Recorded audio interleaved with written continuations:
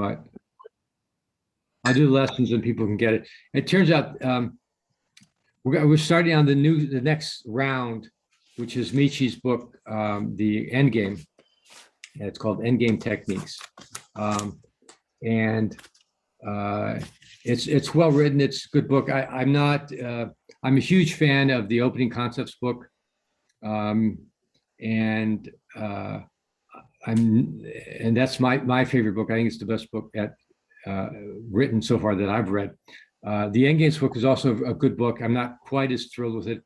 The Endgame is not as I find it's not as I don't know, challenging, or I mean, obviously it's extremely important when you get to it, but it's not quite the same, but it's still good, and we need to do it. It's particularly frustrating if you're playing an Endgame. Well, mostly what we're looking at is when when we're bearing off, and as long as we bear off safely, we win. There's nothing more frustrating than to get hit at the end and lose the game where you were ahead and had everything, going for you. And it was an easy win as long as you don't get hit. So let's take a look at that. We'll be looking at the first chapter, which is called the closeout. By closeout, what we mean is we've cleared the board, and black is on the bar. So all that we have to do pretty much is get our checkers off safely. And so we have on the screen a typical position, and this is typically the best, the ideal position.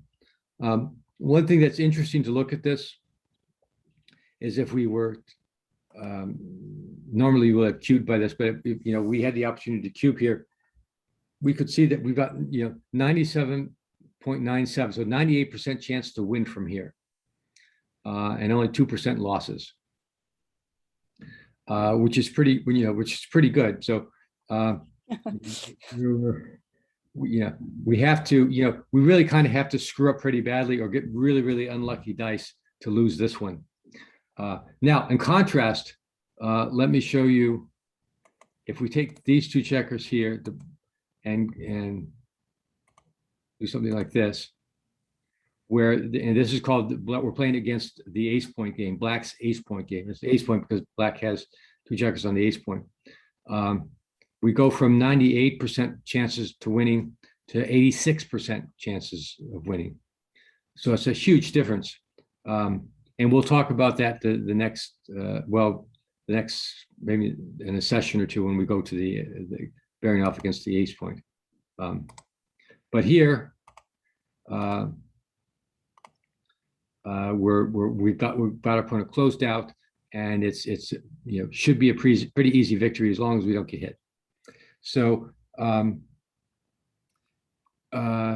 Michi doesn't go into proverbs so much like he did in opening concepts, but there are some basic ideas that sort of constitute proverbs. So when the way to look at this, there are a couple ways to look at this. Michi recommends doing just visually. Well, there's two ways: visually looking at the shape of the checkers as you're coming in, and I'll go over what shapes are appropriate, and they're slightly different for this, the closeout versus the ace point game versus the other games. And the other way to do it is to look at your next roll, and after you've made a move, and see what positions are bad, or what positions you might leave a shot next time. So here, this is the ideal position, and we can see that you're not going to leave any shots no matter what you roll next time. So now, what are we worried about typically? We usually, for the closeout, you're really worried about the big doubles. So here, 6-6, we take off that one, the 6, and so we're still in pretty good shape. And we're not going to leave a shot the next time after that either. Well, actually, that's not true. So suppose black, we roll 6-6, take 4 off, black dances again. Now in this position, what rolls are we going to have trouble with? Yeah, yeah. Well, yeah, it's big doubles. It's usually big doubles on the closeout that are going to cause this problem. So double fives that we're going to take these two off and these two off. That's forced. Now, and so now you've left the shot, and now you've set yourself up to get hit and to lose the game. That you had a 98% chance to win. So, but it's not only double fives; it's double sixes that are bad, and also double fours that are bad. Because double sixes are the same as double fives. You're forced to take the top four off. Double fours, you're left with a choice of 5-4 with two, and then four off with two, or taking three off with four, and then 5-1 with the one leaving the shot. So, and that's true generally as you peel off more of your checkers, you're left with the bigger doubles don't have to be so big anymore to cause you problems. So here, when we were here, everything worked. When we're here, we got sixes, fives, and fours to worry about. Okay, so what Michi recommends, and it works very well, is sort of pattern recognition. And there are certain patterns that are safer. So let's look at one. Is called, well, okay, this is what's called an odd pattern. So what he means by odd is that the last checkers on the 6 point have an odd number of checkers, and the 5 point has an odd number of checkers. And so what that means is that's pretty safe, because the big doubles aren't going to hurt us here. We can just move 4 checkers, and then we're left with an even. So we're not going to leave a shot here. There's also even. So if you had this, even on the 6, even on the 5, now whatever we roll, we're not going to leave a shot. We're not going to leave a shot next time, and we're fairly safe for the roll after next,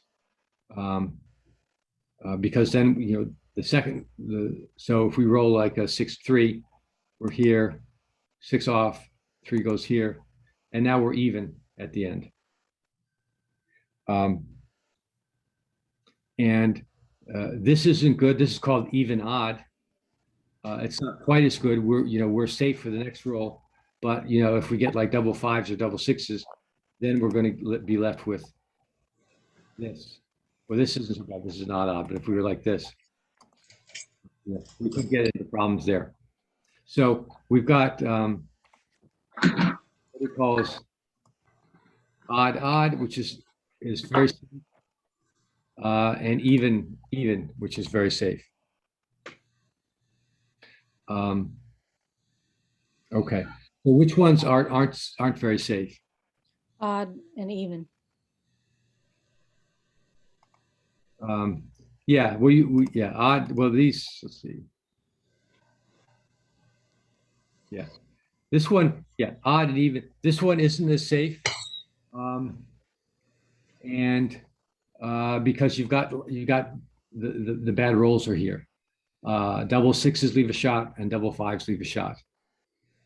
So what you have here too is something of a gap here, and you really don't want gaps. Worse is a gap like this, where you could get, okay, you get a 6-5, and this isn't terrible actually right now, but you roll a 6 something, well 6-5 immediately, and now you've got the lone checker here. But even a 6-4, well, a 6, I guess 6-5 is really the big one here. But you get down into further on, look at this one, where you have the gap, And now you've got more. You've got, 4, 5, or a 6, and then this checker has to come. 6, so 6, 5, 5, 4, 6, 4, and you're left with the gap. So the gaps are bad.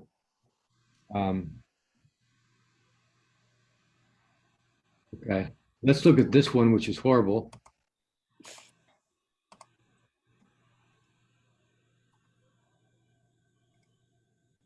Yeah. So, and this is odd, even. I guess it's really odd, even, but um, here, any number that you get, anything but a 6, 1, and you're leaving a shot here. So the 6 has to go, and really, let's look at 5, a 5, 2, and okay, you're okay. You can clear the 5 point, but now you've got this position. Okay, which now you've got a gap and an odd and an even. So those are bad positions, and the idea is to try to avoid those, and you'll get them sometimes anyway, even just because of the luck of the dice. But if you recognize the patterns, you can play it safely, and you'll get a good. It's 98% if you can recognize it and do it right. So the kind of the ideas here are, recognize the patterns. You want to keep the way I like to think of it. Michi didn't actually say this, but you want to keep the last. Well, the other idea here too is you want to clear what's called clear from the rear. So you want to take off your back checkers first, or move them up, and so that you avoid gaps. So it's clear from the rear. Check out the patterns. I think it's easiest to, if you keep the last two positions that you have, if you keep them even, you should be okay. And the even can be like this, which is probably not as good, or like this. And this is, Michi calls this odd, but the last, there's an even number in the last two, or this. Do something like that as you peel it in, or as you peel your checkers off, we should be fine. You won't leave a shot. So what I thought I'd like to do is let's just play I'll play from here.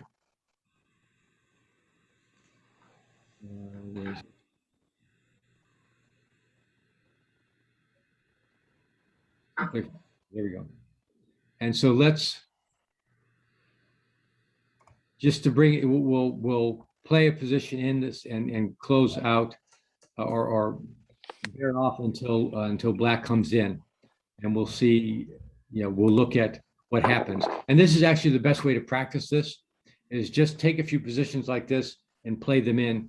And after a few times practicing it, and looking at your errors, if you made any, you should get this down pretty well. This is one of the really easier things to do in backgammon. So, Gary, yeah, do you mind taking a minute or so and explain what tabs on Extreme you use to set up play from position?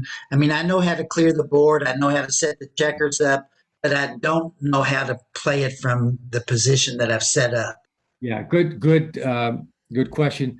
Yeah, because the play from position is very useful in these types of situations, and others where you want to see how you want to play a few rolls to see how it plays out, to see it helps you see the consequences of whatever move that you made. Sometimes the move isn't obvious, but if you play it out a little bit, you'll see that how it works. So there's a couple ways to do this. The way I did it here is under, okay, we've already started. Let's do, so you did file, start a new, set up position. So set up your position.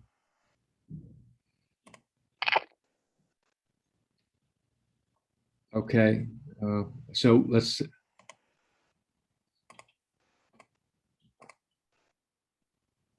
And then you want to do, you do it in setup, and then play from position. Okay, so we'll get this. So we'll since I've shown you how to do it.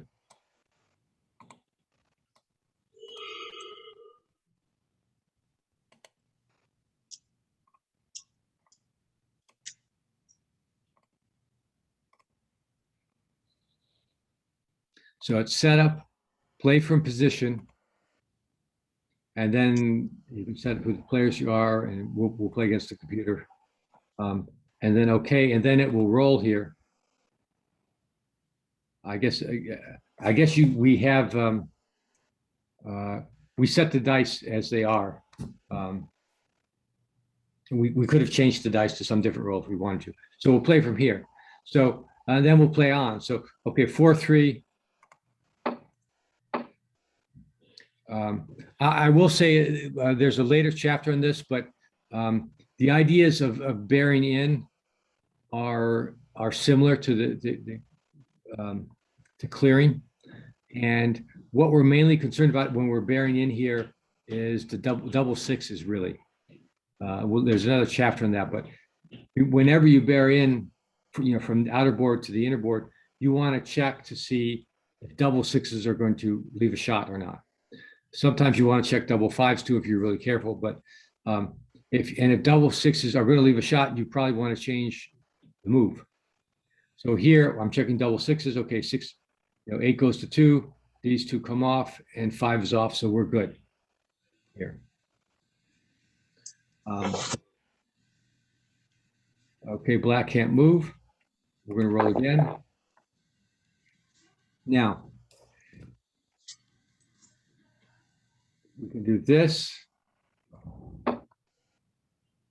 And now we can take a checker off. Or we can, well, and if we take a checker off from here, we're left with an even odd. But Um, like even odd, odd. which he says is good, right? Well, it's not bad, but let's look at, and here's where you need to become comfortable with looking and seeing, how many shots you're gonna. What are your bad rolls next time? So if we take this off, we're gonna have even odd. Double sixes are bad, and double fives are bad. So we're leaving two rolls that are bad. Double fours are okay. We'll take 2 from here for the fours, 1 from here, and 1 off, and we'll be left with even. So we leave 2 shots if we take 1 off now, or we leave 2 bad rolls, not 2 shots. We leave 2 bad rolls if we take it off now. If we do this, now we're even. We don't leave any. There's no rolls that leave any bad. There's no rolls that leave any shots next time. Okay, so even odd, he said, isn't bad, but even is better. Okay, does that make sense? Oh yeah, yeah. I read the book months ago, and I had not looked at it again until this afternoon. And I had written some things down which I'd kind of been using. Yeah. And he said that even is best, odd is safe, Mhm. odd even you should avoid, even odd is safe, and even odd is can be okay, but is not ideal. Yeah. Lisa, say that again, please. What, Gary, I don't want to take over the thing. Yeah. Well, yeah. I'll say actually he's got a nice chart in his book. I'm looking at now. It's page 13, 15, I guess. So even is very safe. Odd is also safe. Even odd he calls it, which is where oops. So if we took this off, we're at even, odd, odd. So that's, he calls that very safe. In this case, though, it leaves us two shots. Or I'm not sorry, I keep saying shots. It leaves us two rolls that leave shots. So it's not bad, but it's not as good as even, or odd, odd. And so he classifies that as a good. Even, odd, which would be, well, here, this is even, odd, odd now. So we did that. We're even, so this would be even, odd. That's, not terrible, but that's leaves some shots too. Again, double sixes, double fives, and double fours for that matter. So, it's not terrible, but it's not great. What's really bad is, I don't think we can get here with this number, but is odd, even. Which I don't have that, because that will leave, that will leave you the most shots. And what he doesn't say there, but it will leave you in an awkward, it could potentially leave you in an awkward position going forward. Because you can always clear the last checker, the odd checker, but you may not be able to you can always clear take the last checker, move the last checker with one of your numbers, but you may not be able to move another checker with another, which may leave a shot. So okay, so here, I guess we could have also come in here, and now we have a 5, so we're forced to take that off. So we're left with, odd, I'm sorry, even, odd, odd. But we could also do this, which is even, even. So this is safer. Okay, so let's do that, and we'll look at this when we get back to it. And our next roll, 3, 1. So what do we do here? Clear the 6. What? Clear the 6. Yeah, well, we have a couple things that we could do that would be useful. We could clear from the rear. Oh, With a yeah. 6 like that. Okay, that's reasonable to. It's often the right thing. If all we need one of the advantages of this is that, okay, if black rolls the 6, he's done. And so now we've given a chance to lose. Now, the problem that we have with this is that there are some bad rolls here. 6, 5. We've got to take 2 off. This is odd, odd. So it's fairly safe, but there's still 6, 5 is a bad roll. Yeah. The big doubles, and that's the only one, but that's 2 rolls. But the big doubles are okay. Double 6s take off 4, which is fine, and double 5s take off 4, which is fine. So that so the advantage of this play is that we've got we're only giving up two rolls that are bad, and we've given black a chance to lose the game by coming in. We could also take the 3 off and move either the 4. I don't think it matters over here. Now we've taken a checker off. It's a big advantage taking a checker off, because we're eventually going to clear the 6 point, but it's not. In fact, I was playing a game today, I think, where my opponent rolled, out of the last 7 rolls, he rolled 5 doubles. Came back from a outrageous number. So as remote as that is, it's very painful.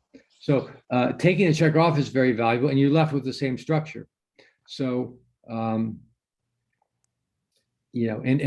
what a later version of this, we still have some gammon chances here. Black has 6 checkers to move in. That's 3 rolls. So in this case, we're probably better off taking the checker off since it's still safe, and maybe pushing the gammon. So let's do that one. And again, even is safe, and no bad rolls. We might as well take the checker off.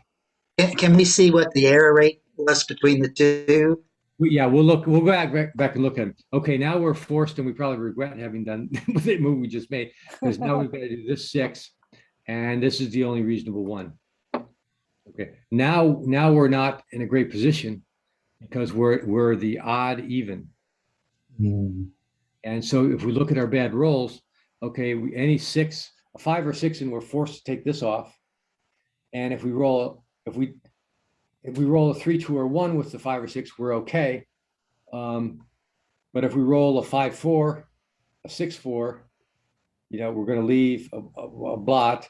And if we roll any of the big doubles, 6s, 5s, or 4s, we're also going to leave a blot. So that's a fairly large number of bad rolls. The 3 doubles, and then 5, 4, 6, 5, and 6, 4. That's 6. That's 9 rolls. So 25% of the time we're going to leave a shot next time. Okay, so let's play it. Okay, black doesn't come in. Okay, so we got lucky. We can take this off and lift, and lift, clear it off. So now we're back to even, and we're in good shape, at least for the next roll. Okay, and black comes in, and we're done.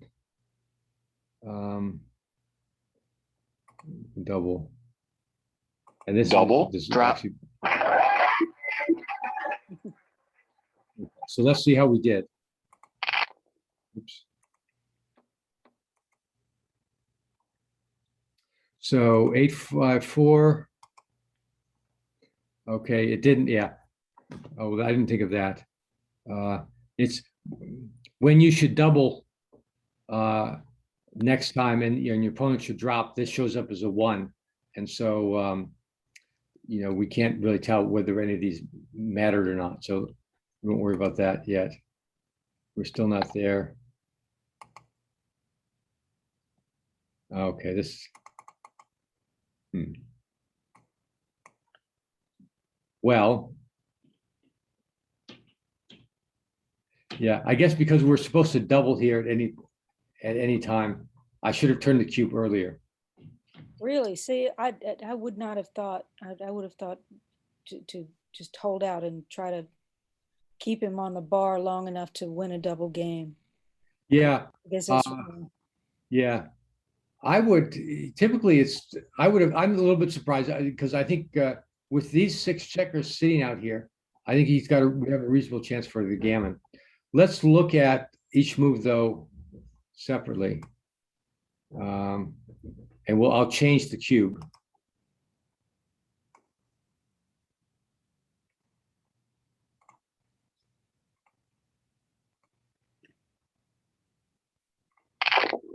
Okay, see if I can do this.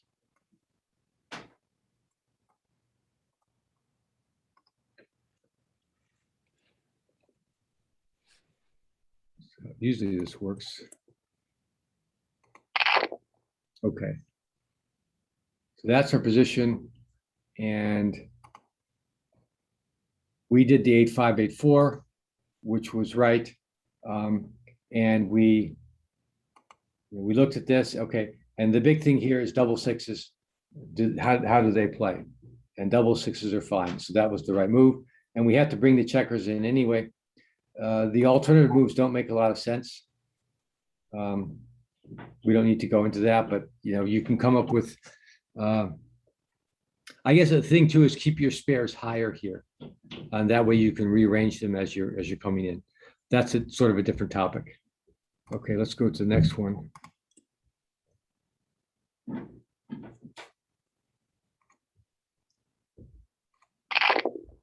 Yes. Okay, so we had the 5, 3 here, and we did 8, 3, 5, 2. Just get this over here.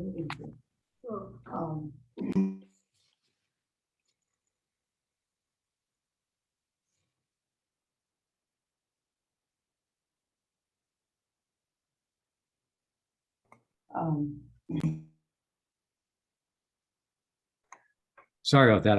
I'm in my parents' house and people are walking by and they don't realize that they can be heard.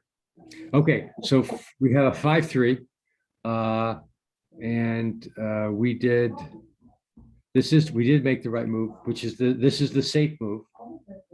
We could have taken 8 off, coming in with a 3 and go off with a 5.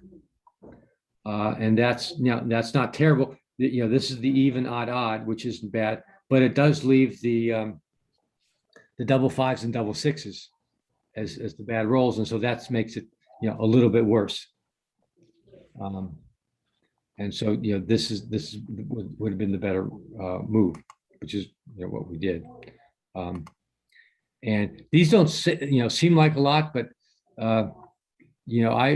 sometimes if you're playing and you're playing too quickly and you sort of say, I'm not worried about it. It's only double 5s or 6s. And then you roll the double 6s and you're going to kick yourself. So don't, because you're almost won, don't stop thinking. Okay.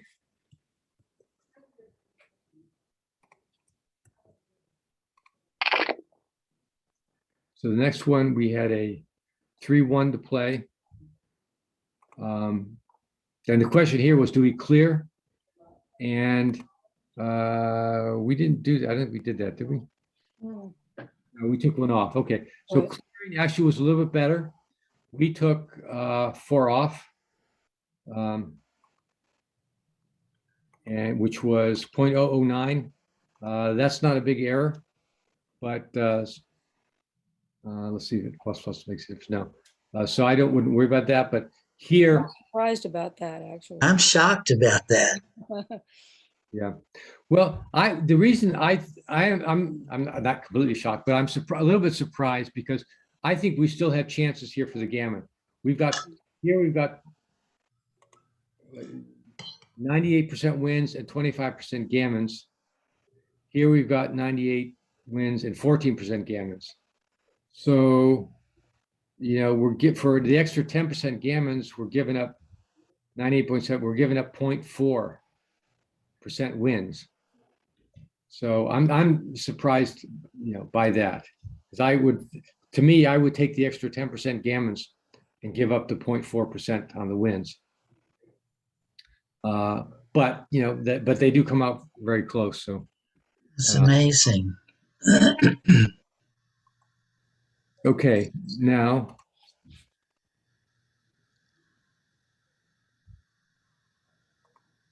Huh. roll. Okay, so we had taken 1 off, and so here actually we put ourselves in the danger, and there's only 1 play here to make. And anyway, if you don't lift the 6 after you're forced to move the 6, and then you have a single checker on the 6, and if you don't list it, it's a huge blunder. But now we've gone from 97 point whatever and a half to win to 95. So we've cut our chances down a bit. And we're still looking at 26% gammons. Okay, but that was an easy play to make.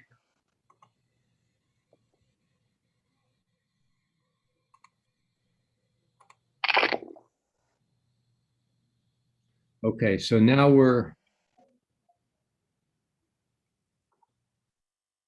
do double action. Oh, we had a 4-3 to play.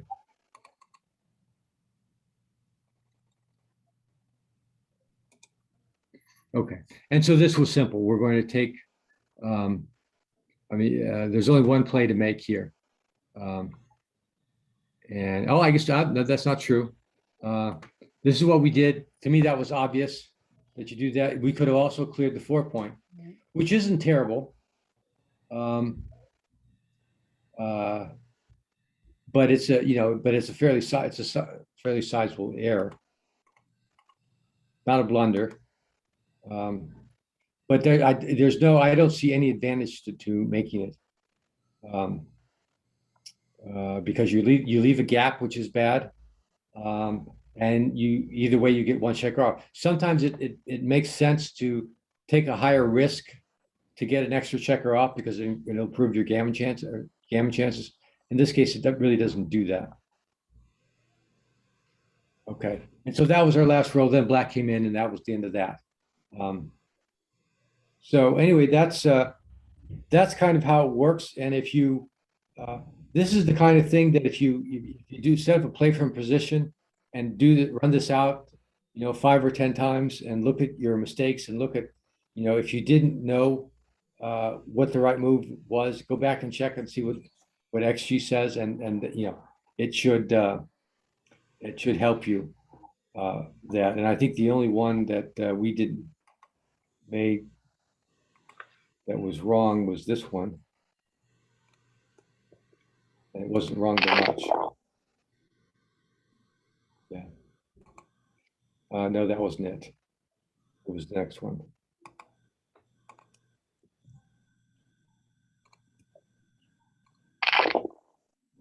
In which case the clearing from the rear kind of overcame the even being preferable to odd in this situation. So anyway, so that's it. I'll try again next week, and we'll review this briefly again, and then we'll cover situations like what do you do when you roll a 6-1 here or a 5-1, which Michi covers, and then we'll look at a few things like that. So, any questions? We don't have enough people. I don't think we can't play a chouette now. We don't have enough people, so we'll leave that to next week as well. But any questions? And otherwise we'll call.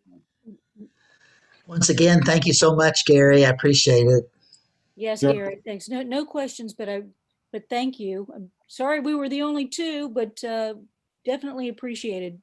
Grateful for your time. Great. Okay, great. All right. See you next time, and have a good night. You too. Thank you. Bye-bye. Thanks.